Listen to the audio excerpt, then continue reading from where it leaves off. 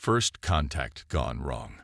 The Valthran Empire had ruled their section of the galaxy for 10,000 years, their crystalline ships a symbol of absolute authority.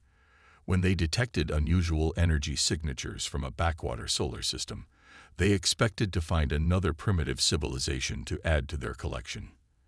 Instead, they found Earth's quantum research stations scattered across the asteroid belt, mistaking them for prototype weapons platforms. Admiral Zexera of the Valthran fleet didn't bother with diplomatic channels. The Empire had a standard protocol for dealing with potential threats: immediate subjugation. Their attack on the research stations was swift and merciless, the crystalline ships shattering the facilities like glass houses in a storm. Earth's response puzzled the Valthrans. There were no immediate retaliatory strikes, no desperate pleas for mercy. Instead, the humans withdrew their remaining stations and ships, pulling back to their home planet. Intelligence reports showed them frantically building planetary shields and defense systems. They cower behind their walls, Zexera announced to his war council, like all lesser species when faced with true power. But strategic analyst Vertol wasn't so sure. Something about the humans' behavior patterns seemed off. They weren't panicking. They were preparing. The Valthrans gave Earth an ultimatum: surrender within one planetary rotation or face extinction. Earth's only response was to activate their planetary shield, a seemingly primitive barrier that barely deflected standard energy weapons. The Valthran War Council laughed. This would be easier than they thought. What they didn't know was that Earth's apparent defensive focus was a carefully orchestrated show. Deep beneath the Pacific Ocean, in a facility known as the Crucible, humanity's greatest minds had already decoded the principles behind Valthran technology. Every scan the aliens made of Earth's defenses was feeding directly into quantum computers, revealing more about their capabilities and limitations.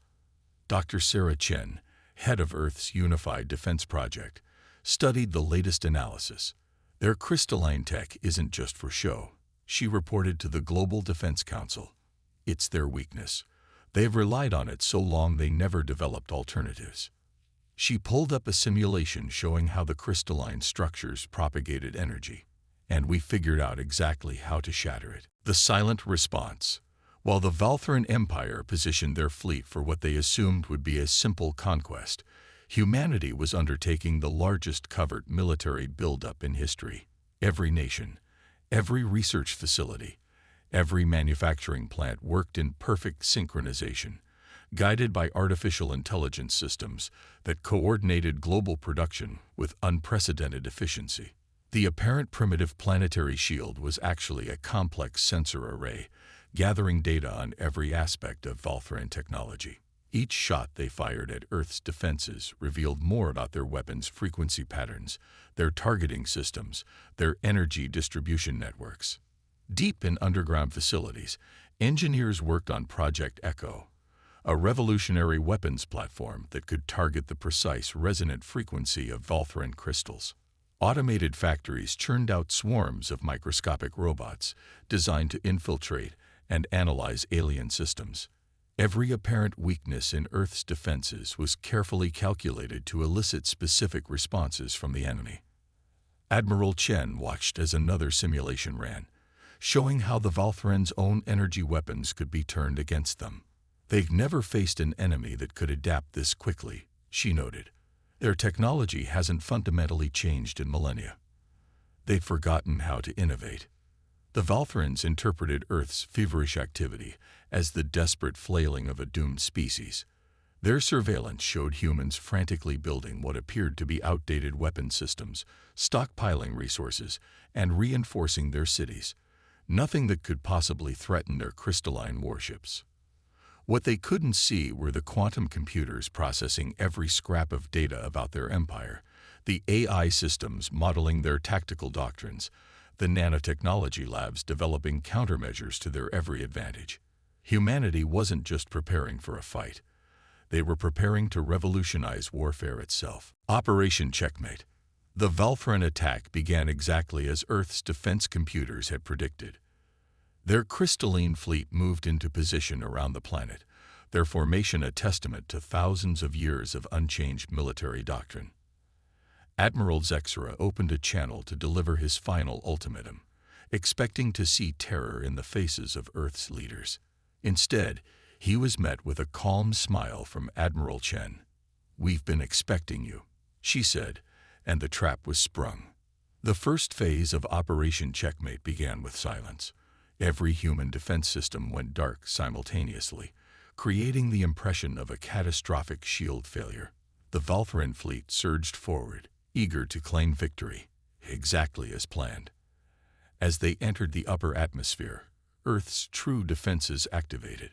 Swarms of microscopic robots, invisible to Valthuran sensors, attached themselves to the crystalline hulls. Quantum resonators began their work, sending precise frequencies through the enemy fleet. The crystal ships didn't shatter dramatically. They simply began to lose cohesion, their perfect structures developing microscopic fractures that spread like spiderwebs. The Valthurans didn't even realize what was happening until their ships began failing. Their energy weapons, attempting to fire, found their crystalline focusing arrays compromised. Communication systems produced only static as their transmitters crumbled. But the true masterpiece of Operation Checkmate wasn't the attack itself. It was the message it sent. Earth's defense systems recorded everything, broadcasting the battle across every frequency the Valthrans used. Every species in their empire watched as their invincible fleet was systematically dismantled by weapons they couldn't even detect. The ripple effect. News of the Valthran defeat spread across the galaxy like a shockwave. Species that had lived under their shadow for millennia suddenly saw them as vulnerable. But more importantly, they saw humanity in a new light. The Valthrans had ruled through fear and overwhelming force. Humanity had won through innovation, adaptation, and precision. They hadn't just defeated an enemy, they had revolutionized warfare itself. Diplomatic envoys from 100 worlds arrived at Earth, eager to establish relations with this emerging power. They found not a warrior race bent on conquest, but a civilization of innovators and problem solvers. Earth's leaders shared carefully selected technologies with peaceful species, helping them defend against aggressive empires while building a network of allies. The Valthran Empire, its aura of invincibility shattered, faced internal rebellion. Subjected species used Earth's techniques to break free, often without firing a shot. Crystal ships became obsolete as new technologies emerged, forcing the Valthrans to adapt or fade into irrelevance. Other aggressive species watched these developments with growing concern. The humans hadn't just defeated a powerful enemy, they had changed the fundamental balance of power in the galaxy. Warfare could no longer be won through brute force alone. Innovation, adaptation, and intelligence had become the new currency of power. 20 years after the Valthran defeat, Earth had become the center of a new galactic civilization. The Global Defense Council had evolved into the Terran Diplomatic Corps, focusing more on preventing conflicts than winning them. But everyone knew that behind their peaceful overtures lay the same innovative spirit that had brought down an empire. Humanity's greatest victory wasn't the defeat of the Valthrans. It was proving that technological superiority alone wasn't enough. Their success came from their ability to analyze, adapt, and overcome, turning an enemy's strength into a weakness. This became known as the human doctrine, studied by species across the galaxy. The former Valthran Empire had fractured into independent worlds, many of them now Earth's allies. Their crystalline technology, once a symbol of power, was displayed in museums as a reminder of the danger of stagnation. The galaxy had learned that true strength lay not in unchanging power, but in the ability to evolve. Admiral Chen, now Earth's primary diplomatic representative, often reflected on how their victory had shaped galactic society. "We showed them a better way," she would say. "Not just of fighting, but of thinking." The galaxy needed to learn that progress comes from innovation, not domination. The message was clear to every spacefaring species. Humanity's strength wasn't in their weapons or their technology, but in their minds. They had transformed from an isolated civilization to a galactic power not through conquest, but through intelligence and adaptation. No species would risk injuring humanity again, not because they feared Earth's weapons, but because they knew that by the time conflict began, humanity would have already found their weakness and devised a way to exploit it. In the end, the greatest deterrent wasn't the fear of defeat, but the certainty of it.